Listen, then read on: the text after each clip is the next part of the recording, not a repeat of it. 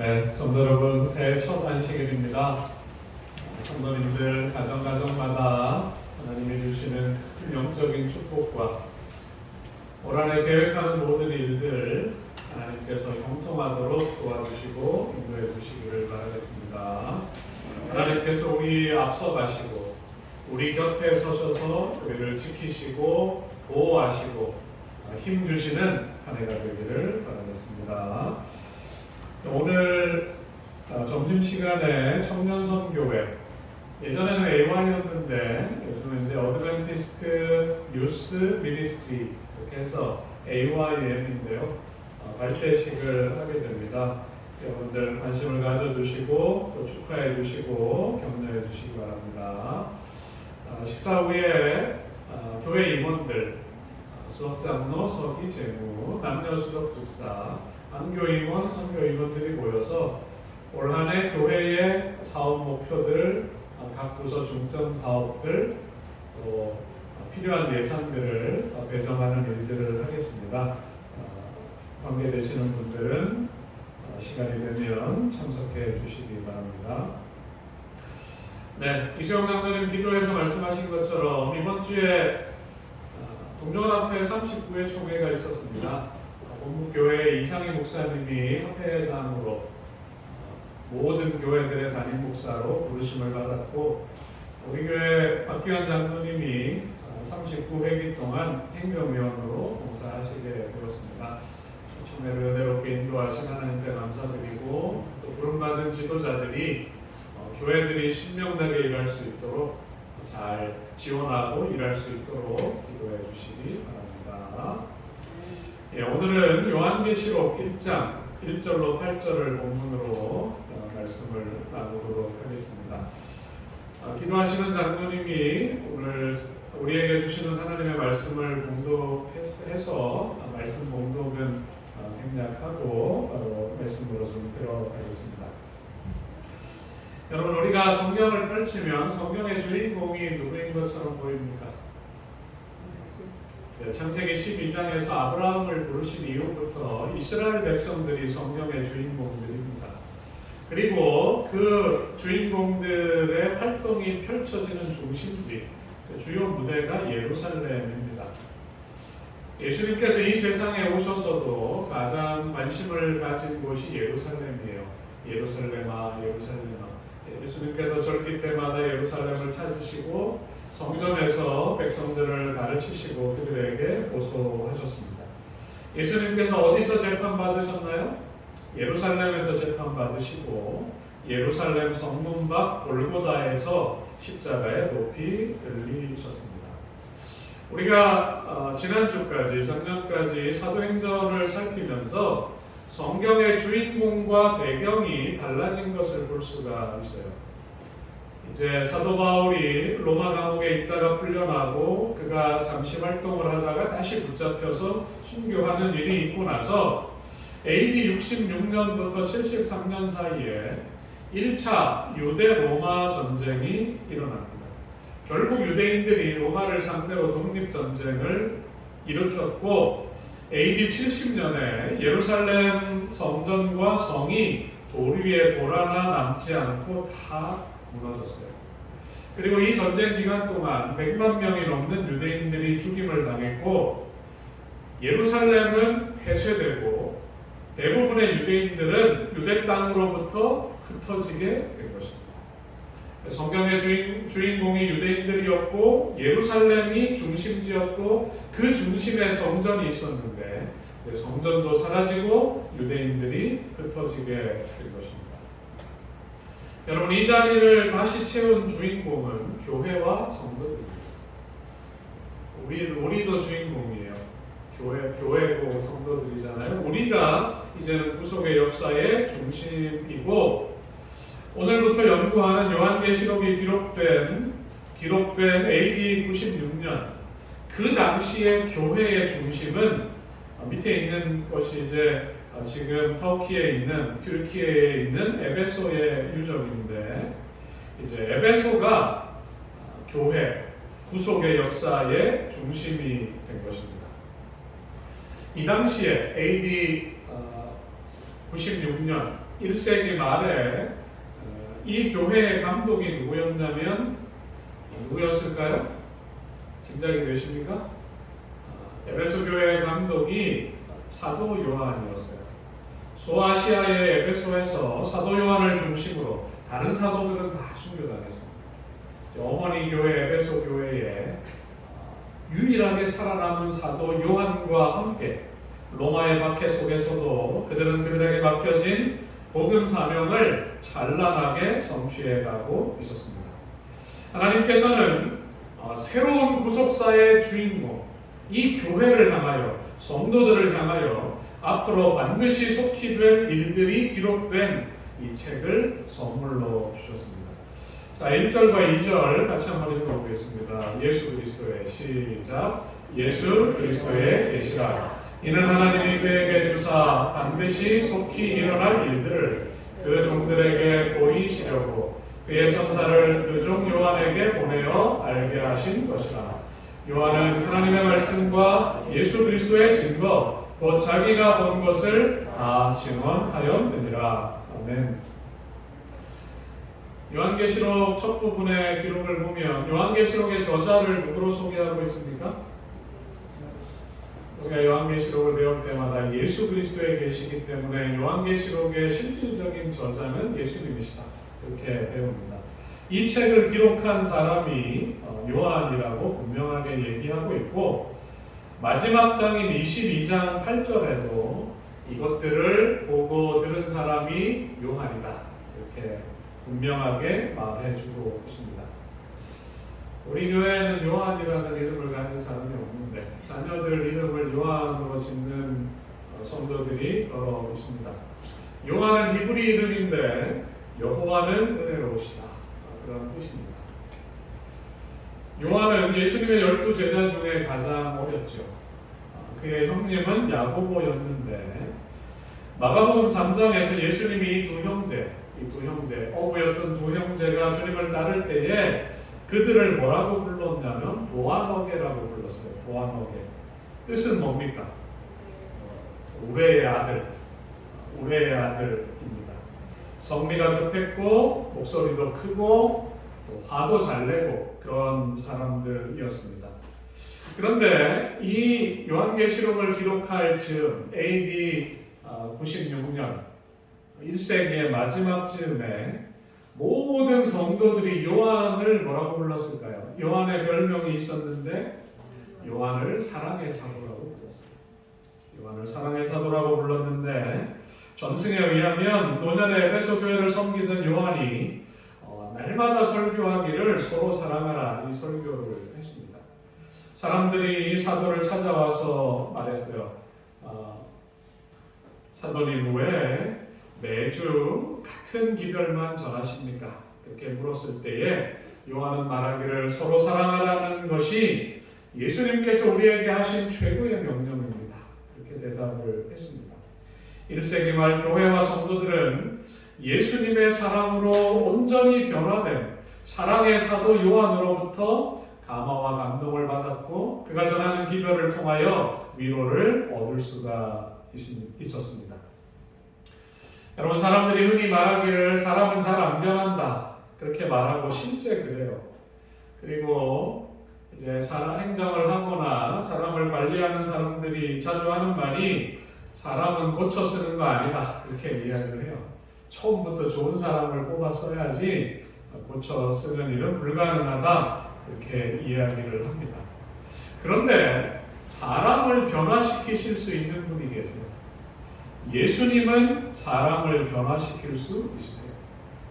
우리가 신앙을 하면서 예수님을 깊이 사랑하고 예수님의 온유하고 겸손한 모습을 담고자 열망하고 그 일이 안 될 때마다 무릎 꿇고 기도한다면 성령 하나님이 우리를 점점 변화시켜 가십니다.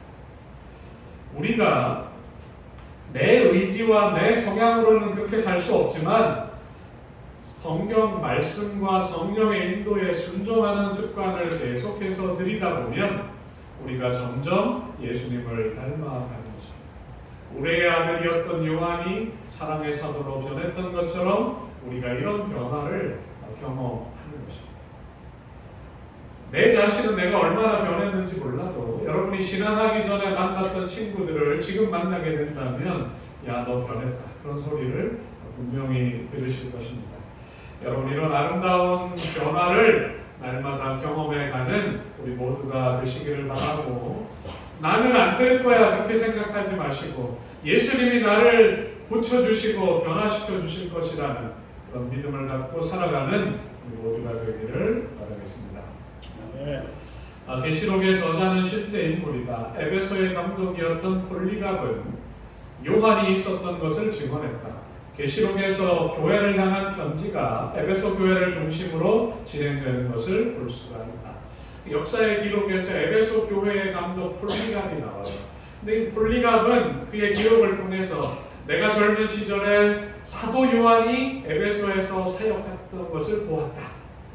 이제 요한이 역사적인 인물이라는 것을 우리가 확인할 수 있는 것입니다. 당시에 도미티아누스 황제가 자기 스스로를 신이라고 칭했어요. 로드, 신이라고 칭하고 사람들에게 자신을 신으로 경배하도록 명령했습니다.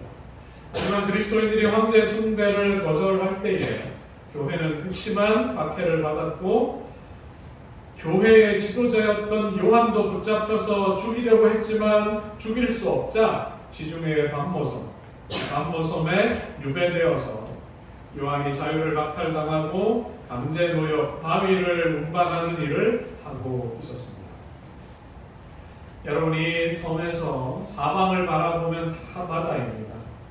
날마다 요한은 교회를 걱정합니다. 사랑하는 예수님과의 재회를 간절히 사모합니다. 이런 노사도에게 하나님께서는 앞으로 일어날 일, 교회에 대하여, 세상에 대하여 닫혀있던 커튼을 여시고 계시를 통해서 교회가 어떤 과정을 통해서 마침내 승리하고 그분의 영광스러운, 예수 그리스도의 영광스러운 재림을 맞이하게 될 것인지를 분명하게 보여주셨습니다. 계시라는 말이 헬라어로 아포칼립토입니다. 아포칼립토. 비밀을 드러낸다. 하나님께서 이 계시를 통하여 교회를 사랑하는 마음을 가졌던 이 노사도에게, 예수님의 오심을 간절히 사모했던 이 노사도에게 앞으로 될 그 비밀을 펼쳐 보이시는 것입니다. 요한이 그 장면을 보고 요한계시록을 기록한 것입니다. 우리가 요한계시록을 자세히 살핀다면 예수님을 사랑하는 마음으로, 교회를 사랑하는 마음으로, 다시 오시는 예수 그리스도를 기다리는 마음으로 이 요한계시록을 살핀다면 주님께서는 이 시대에 우리가 해야 될 사명을 말씀해 주시고 주님의 오심에 대한 확신을 갖게 하실 것입니다. 자, 계시라는 말이 우리의 흥미를 끌어요. 계시를 받으면 얼마나 좋을까?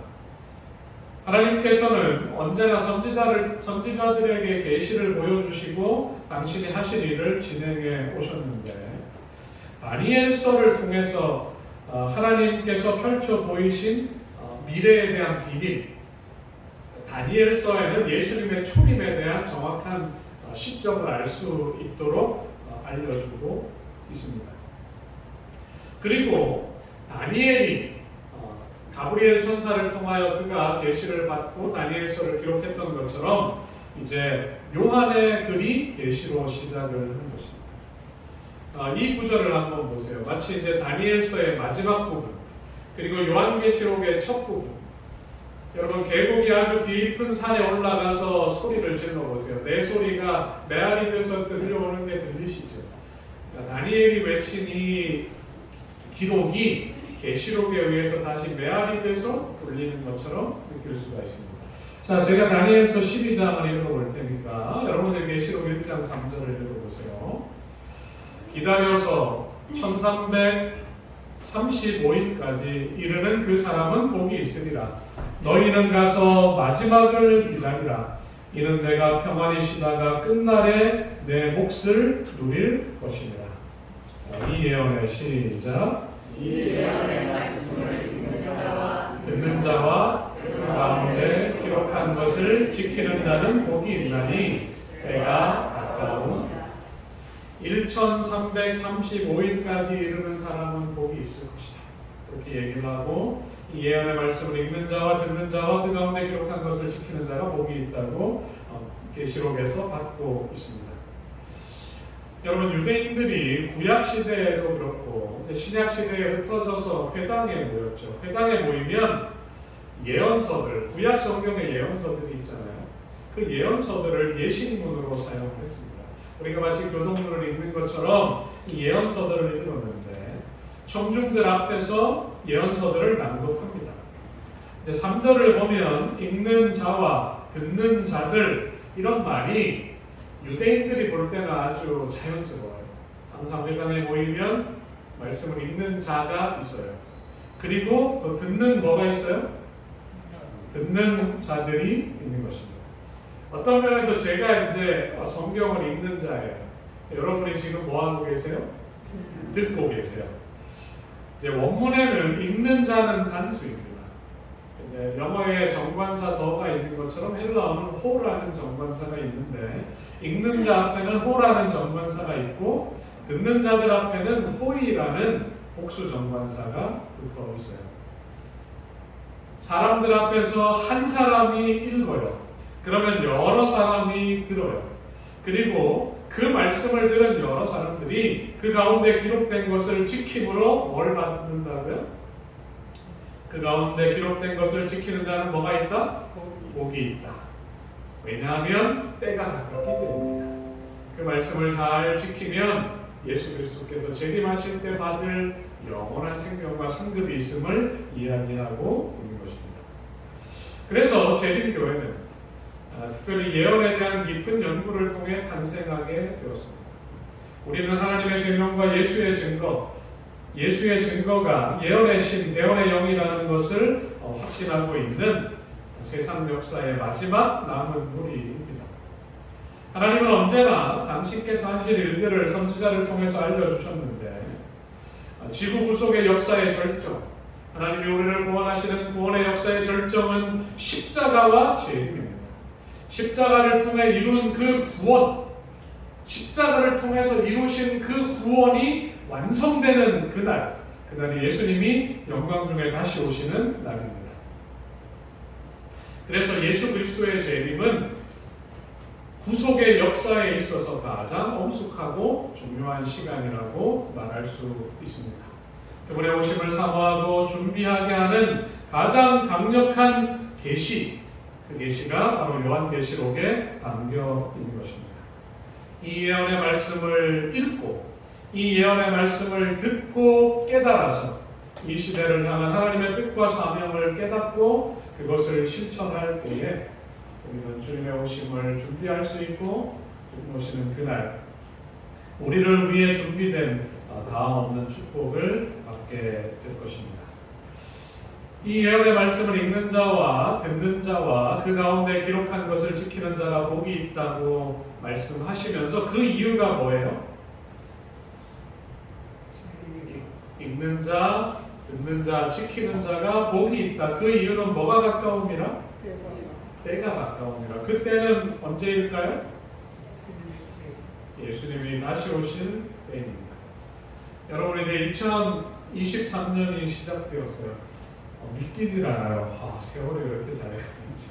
2023년이 시작되었는데 내가 처음 예수님을 믿을 때 우리 김원식 장로님이 20살이 되기 전에 청량리교회 처음 나오시던 그때, 지금부터 한 60년 전일 텐데, 60여 년 전일 텐데, 그때보다 지금은 예수님이 오실 때가 더 가까워졌습니다. 그리고 우리가 사는 시대는 예언을 살펴볼 때 세상 역사의 마지막 시대인 것이 분명합니다. 유엔에 2,300개의 나라가 등록되어 있는데 최근까지 202개국의 복음이 전해지고 교회가 세워졌습니다. 이제 곧 이 복음 사업이 끝납니다. 때가 가까운 것입니다. 예언의 말씀에 대한 깊은 이해를 통해서 이 시대를 위해서 필요한 마음이 무엇인지, 내가 해야 할 일이 무엇인지 그 사명을 깨닫게 되는 우리 교회가 되기를 주님의 이름으로 축복합니다. 자, 말씀을 잘 들으면 축복이 된다. 이 말씀이 이제 신명기에도 기록되어 있어요. 어제 저녁에 이제 신명기 5장 6장을 잠깐 언급했는데 신명기 6장 4절로 6절을 쉐마 이스라엘이라고 부릅니다.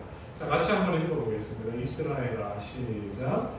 이스라엘아 들으라. 우리 하나님 여호와는 오직 유일한 여호와이시니 너는 마음을 다하고 뜻을 다하고 힘을 다하여 내 하나님 여호와를 사랑하라. 오늘 내가 내게 명하는 이 말을 너는 마음에 새기고. 쉐마 이스라엘. 이스라엘 백성들이 그렇게 살았고 하나님의 백성들이 이렇게 살기를 하나님이 기대하십니다. 뿐만 아니라 그것을 듣고 알고 깨닫고 실천하는 사람은 또 이 일을 해야 합니다. 자, 7절부터 9절 우리 이 자리에 있는 우리 청년들 학생들만 한번 읽어보겠습니다. 내 자녀에게 시작. 내 자녀에게 부지런히 가르치며 집에 앉았을 때는 더 큰 목소리로 변할 때든지 이 말씀을 공론할 것이며 너는 또 그것을 내 손목에 매어 기호를 삼으며 내 미간에 붙여 포로 삼고 또 내 집 문설주와 바깥문에 기록할지니라. 이스라엘아 들으라. 그 말씀을 듣고 새기고 실천하는 부모들이 자녀들에게 그것을 부지런히 가르치는 것입니다. 여러분, 이 개념은 우리가 이제 육신의 자녀에게도 적용될 뿐만 아니라 우리가 영적으로 낳은 자녀들에게도 마찬가지입니다. 그래서 오늘 우리가 올 한 해 우리의 교회 사업에 대한 협의를 할 텐데요. 이제 교회가 기본적으로 할 일이 이것입니다. 이제 새신자들, 교회의 성도들이 말씀을 부지런히 읽고 깨닫고 암송하는 가운데 그 말씀대로 살아갈 수 있도록 양육하고 훈련하는 것. 이 일이 장년들뿐만 아니라 우리 청년들, 학생들의 모임과 그룹 속에서도 일어나게 하는 일, 이것이 올해 우리가 해야 될 가장 중요한 일입니다. 이스라엘아 들으라. 듣는다는 뜻의 쉐마라는 말은 듣다 그런 말이지만 이 말 속에 말을 잘 듣는다 그 말은 그 말을 잘 듣고 지키고 순종한다 그런 의미가 포함되어 있습니다. 이제 예언의 말씀이 요한계시록이 우리에게 읽혀질 때에 우리의 마음 가운데 그 말씀을 지켜야겠다, 순종해야겠다, 하나님의 뜻을 이루어야겠다 그런 마음이 있어야 하는 것입니다. 그 이유는 바로 이것입니다. 요한은 아시아에 있는 7 교회에 편지한 후니 그가 계시를 봤어요. 이 내용을 기록하는 것입니다. 아시아의 에베소 교회로부터 해서 7 교회, 앞으로 이제 1장 후반부터 2장에 나오겠지만 이 7 교회, 이제도 계시고 전에도 계셨고 장차 오실 이와 그의 보좌 앞에 있는 7 영과 또 충성된 증인으로 죽은 자들 가운데서 먼저 나시고 땅의 임금들의 머리가 되신 예수 그리스도로 말미암아 은혜와 평강이 너희에게 있기를 원하노라. 우리를 사랑하사 그의 피로 우리 주에서 우리를 해방하시고 그의 아버지 하나님을 위하여 우리를 나라와 제사장으로 삼으신 그에게 영광과 능력이 세세토록 있기를 원하노라. 아멘. 자, 요한이 글을 열면서 삼위 하나님을 이야기하고 있습니다. 제가 설교를 마치고 축복 기도를 할 때마다 아버지 하나님과 아들 하나님과 성령 하나님으로 성도와 교회를 축복하는 것이 구약 성경의 아론의 축복으로부터 신약의 사도들의 축도로부터 요한계시록의 이 내용까지 연결되어 있는 부분입니다. 자, 여기 이제도 계셨고 전에도 계셨고 장차 오실 이는 아버지 하나님이세요. 예언의 근거가 하나님이십니다. 이제도 계시고 전에도 계셨고 앞으로 오실 분. 이 말을 들을 때에 우리는 뭐가 생각나야 되냐면 출애굽기 3장 14절이 생각나야 돼요. 모세가 호렙산에서 하나님을 만났을 때 당신을 누구라고 할까요? 그럴 때 하나님이 뭐라고 얘기하셨어요? 나는 스스로 있는 자니라. 이렇게 얘기합니다. 예수님께서 이 땅에 오셔서 나는 아브라함이 나기 전부터 있느니라 I am 그렇게 이야기하셨어요. 하나님은 계셨고 지금도 계시고 앞으로도 존재하시는 분이십니다. 그리고 모든 피조물들의 경배를 받으십니다. 그 다음에 보좌 앞에 있는 7 영은 누구를 가리킬까요? 7은 완전수를 가리키는데 7 영은 성령 하나님을 가리킵니다. 아버지 하나님과 그리스도와 동일하게 우리는 성령 하나님의 은혜와 감화를 입으면서 살아가고 있어요. 그리고 마지막으로 충성된 증인으로 죽은 자 가운데서 먼저 나시고 땅의 임금들의 머리가 되신 그리스도, 아버지 하나님, 성령 하나님, 아들 하나님으로 말미암아 은혜와 평강이 너희에게 있기를 원하노라. 사도가 이제 교회들을 향하여 하나님의 말씀을 전달할 때에 서두를 이렇게 시작하는 것입니다. 그런데 이분이, 자 한번 읽어보시죠. 7절 볼지어다, 시작. 볼지어다 그가 구름을 타고 오시리라. 각 사람의 눈이 그를 보겠고 그를 찌른 자들도 볼 것이요 땅에 있는 모든 족속이 그로 말미암아 애곡하리니 그러하리라. 아멘. 예수님이 이 땅에 오실 때에 주님의 오심을 간절히 사모하던 성도들이 예수님을 볼 뿐만 아니라 누구도 본다고요?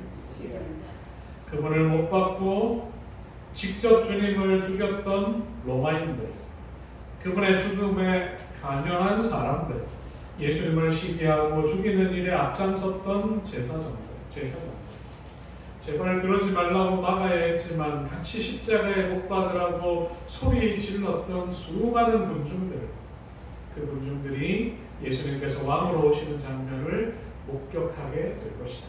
그것이 이제 계시록의 시작의 부분입니다.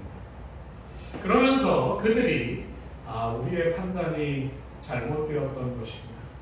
그리고 그때 우리의 선택의 결과가 무엇인지를 그들이 뼈저리게 느낍니다. 여러분, 뼈저린 후회를 하면서 막 엉엉 울어본 적이 있으세요?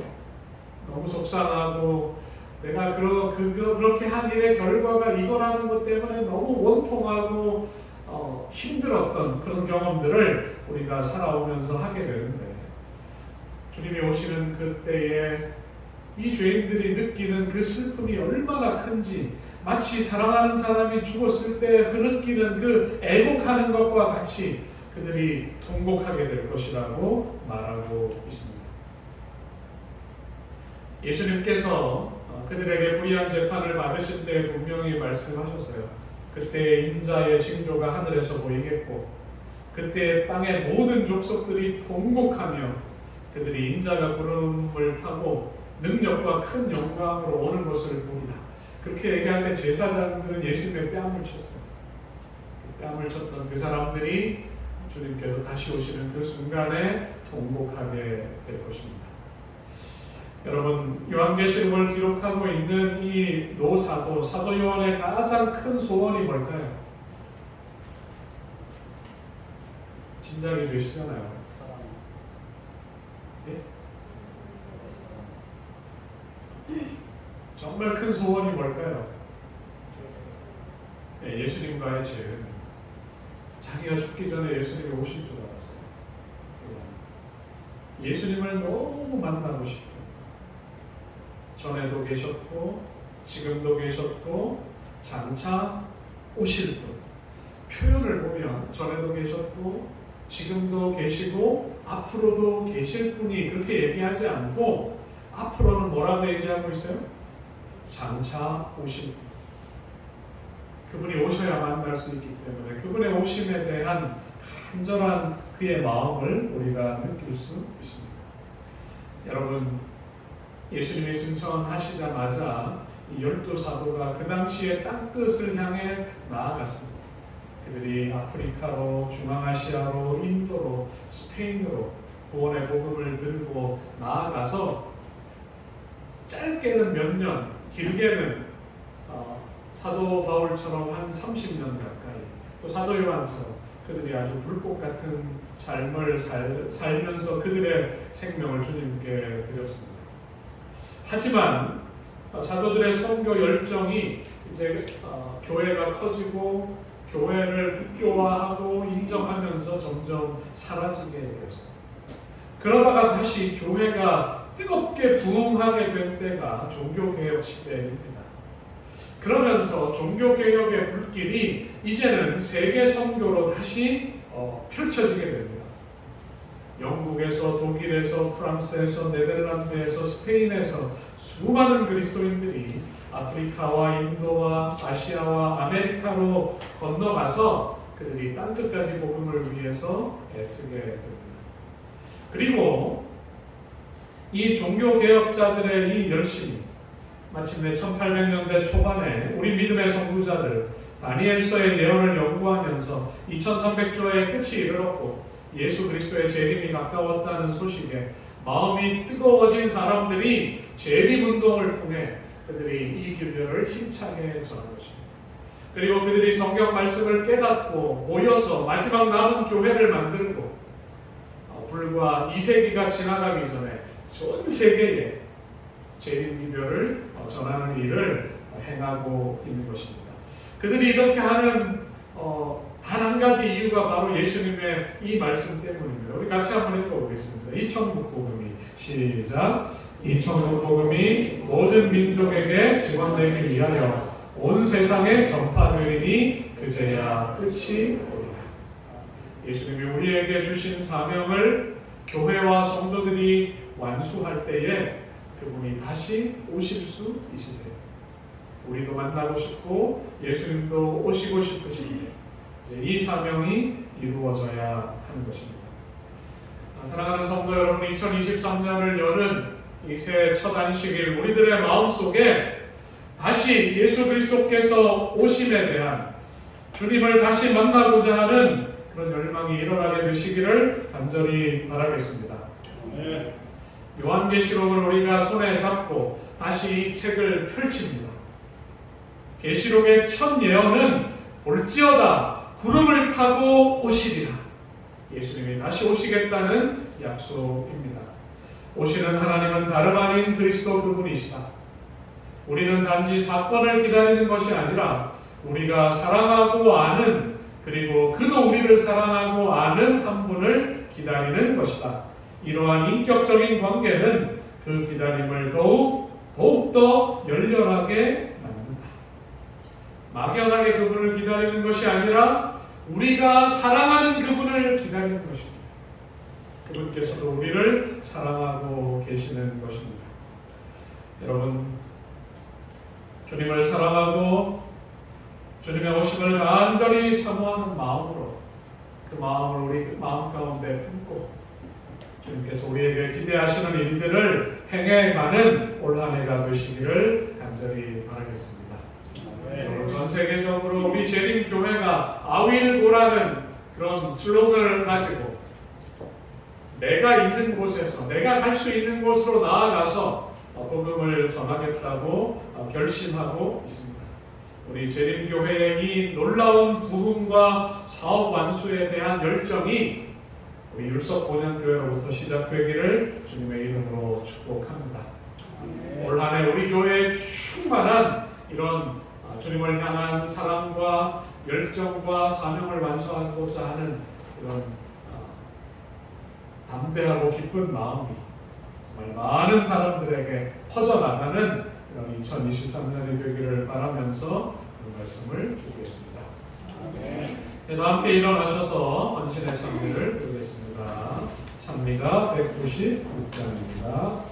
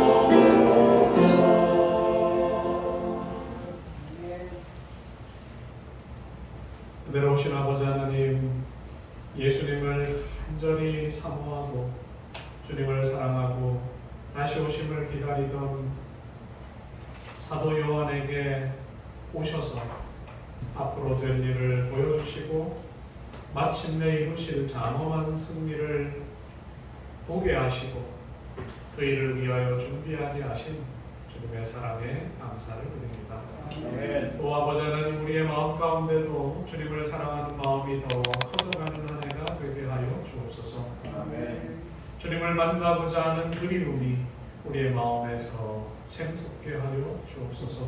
아멘. 주님과의 영광스러운 죄를 위하여 우리가 날마다 우리에게 맡겨주신 사명을 성실하고 기쁘게 열심히 감당하는 성도들이 되게 하여 주옵소서. 아멘. 또 아버지 하나님, 새해를 여는 이 첫 안식일에 우리의 마음과 우리의 시간과 우리의 재능과 우리의 몸을 하나님 앞에 드립니다. 하나님, 우리를 받아 주옵소서. 아멘. 또 아버지 하나님, 우리의 물질을 11조와 각종 원물로 주님 앞에 올립니다.